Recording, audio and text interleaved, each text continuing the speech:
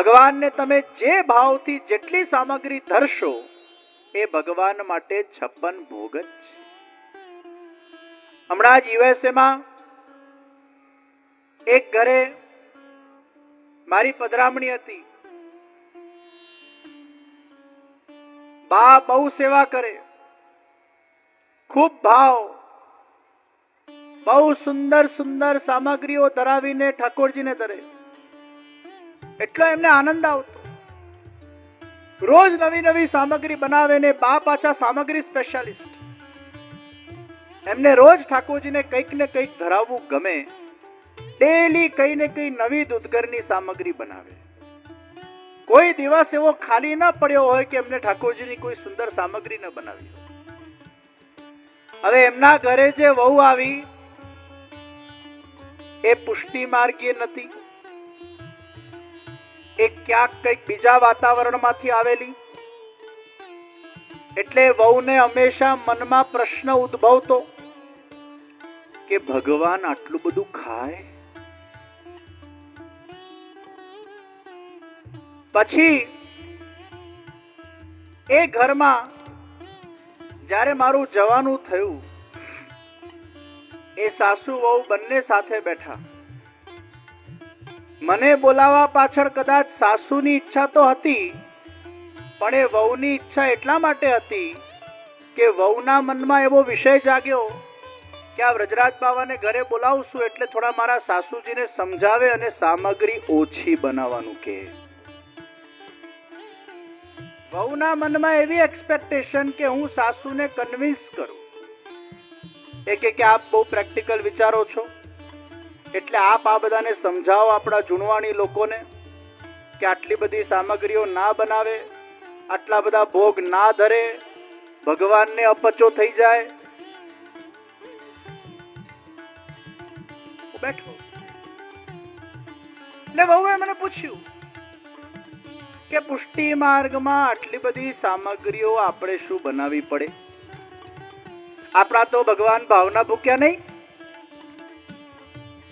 ત્યારે મેં જવાબ આપ્યો કે ચોક્કસ વાત છે. તમારા ઘરમાં જેવી અનુકૂળતા, જે તમે ભાવથી ભોગ ધરશો અને ઠાકોરજી પછવાડે જે તમે પ્રસાદ ગ્રહણ કરશો, તમે ભાવથી ઠાકોરજીને કંઈ પણ ભોગ ધરો, ઘરનું બનાવેલું, ઠાકોરજી એને સ્વીકાર કરશે. એનો પ્રસાદ તમે ગ્રહણ કરો. એવું કોઈ ધારાધોરણ નથી કે આટલું બધું બનાવવું જ પડે. એટલે પછી વહુ સાસુને જોઈને હસવા લાગી.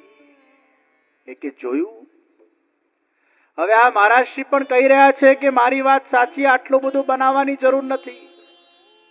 સાસુ વિચાર કરે, જે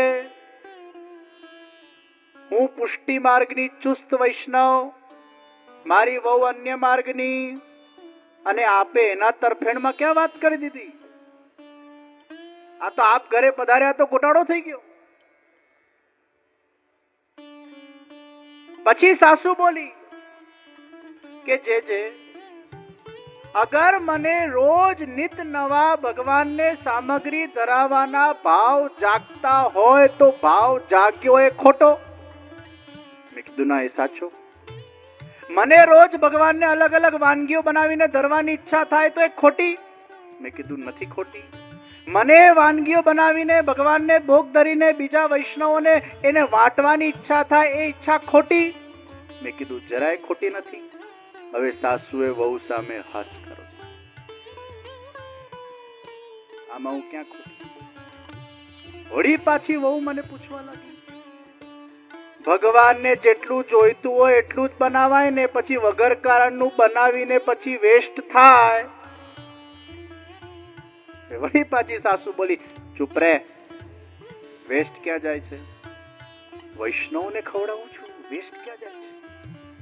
વૈષ્ણવને ખવડાવવામાં કઈ વાંધો છે? કોઈકના પેટમાં તો ગયું ને. ત્યારે મેં વહુને કીધું, સાસુમાં ટીવી જુએ છે? મન કે ના. સાસુમાને બહાર હરવા ફરવાનો શોખ છે? મન કે ના. સાસુમાં તમે જે કાર્ય કરો છો એમાં કઈ વિઘ્નરૂપ થાય છે? મને કે ના. સાસુમાને કોઈ ખાસ કઈ પહેરવા ઓઢવાનો શોખ છે? મને કે ના. સાસુમાને કોઈ ભૌતિક વિષયમાં રસ છે? મને કે ના. સાસુમાં તમારા ડેલી દિનચર્યામાં કોઈ જગ્યાએ ડિસ્ટર્બન્સ ઊભું કરે છે? મને કે ના. ઘરમાં કઈ ખાવા પીવાની તકલીફ છે? મને કે ના. ફાઇનાન્શિયલ પ્રોબ્લેમ છે? મને કે ના. તો મેં કીધું તારો પ્રોબ્લેમ શું છે? પેલી બિચારી, હા, એના માટે કોઈ બીજું એન્ટરટેનમેન્ટ નથી. ના એને ટીવી જોવું ગમે, ના હરવું ફરવું ગમે, ના બહાર રખડવું ગમે, ના એને પિક્ચરો જોવા ગમે, ના એને ભોગ વિલાસમાં રસ છે. એનો એક જ રસ છે કે એના ઠાકોરજીને કઈ રીતે સુખ આપી શકે, અને નવી નવી સામગ્રીઓ બનાવીને અગર એ સાસુમાં પોતાના જાતને અગર નિજાનંદ પ્રાપ્ત કરાવી દેતી હોય તો એમાં આપણને શું વાંધો છે? એમને કરવા દો ને, કરવું છે. जिसको जो जचे वो करने दो. આપણા બધાનું જન્મ એ કોઈને કોઈ કારણથી થયું છે. દરેકના જન્મ પાછળ ભગવાનનો કોઈને કોઈ પ્રયોજન છે. તમે એમ નહીં માનતા તમે એમને કારણ વગર આ ભૂતલના ઉપર આવી ગયા છો.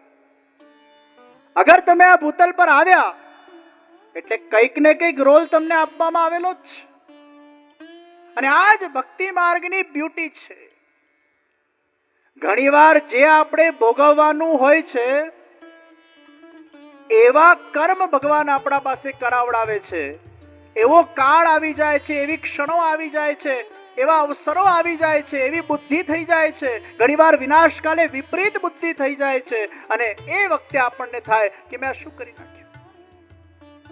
ક્યાંક તમારે કંઈક ભોગવવાનું હોય છે. રાજા પરીક્ષિત જેવા પરીક્ષિત રાજા મરેલો સાપ કોઈના ગળામાં નાખે, અને અગર એ મરેલો સાપ નાખ્યો કારણ કે ભગવાન એમને શ્રાપ અપાવવા માંગતા હતા. એ શ્રાપ અપાવનાર પણ ભગવાન છે. આપણને એવું થાય એને ભૂલ કરી એટલે શ્રાપ પડ્યો. ના, શ્રાપ મળવાનું હતું એટલે ભૂલ કરી. અને એ શ્રાપ મળ્યા પછી 7 દિવસનું ભાગવત સત્સંગ મળવાનું હતું અને ભગવાન એને મોક્ષ આપવા માંગતા હતા. અગર આ શ્રાપ ન મળતે તો સત્સંગ મળતે. અગર આ શ્રાપ ન મળતે તો એમને જીવનનું મહત્વ ખબર પડતે. અગર આ શ્રાપ ન મળતે તો ભોગ વિલાસના અંદર એ રાજપાટના એ એશો આરામની જિંદગીના અંદર જીવતા હોતે. એમના અંદર વિરક્તિનો છાંટો આવતે. એ શ્રાપ મળ્યું એ બ્લેસિંગ્સ ઇન ડિસગાઇઝ કહેવાય. ઘણીવાર આપણા જીવનમાં ખોટું થાય, આપણને ન ગમે એવું થાય, પણ એમાં ક્યાંક ભગવાન પોતાની ઈચ્છાથી આપણા દ્વારા કંઈક બીજું સારું કરાવવા માંગતા હોય છે, કંઈક આપણો ઉદ્ધાર કરવા માંગતા હોય છે, કંઈક આપણા આત્માનું કલ્યાણ કરવા માંગતા હોય છે. એટલે ઘણીવાર એવી વિપરીત પરિસ્થિતિઓમાંથી ભગવાન આપણને ગુજારતા હોય છે. જીવનમાં સંઘર્ષ આવે ભગવાનની કૃપા છે, કસોટીઓ આવે ભગવાનની કૃપા છે. ઘણીવાર આપણને ખબર નથી હોતી કે ભગવાને આપણને શેના માટે જન્મ આપ્યું છે અને આ જન્મમાં ભગવાન આપણા દ્વારા શું કરાવવા માંગી રહ્યા છે.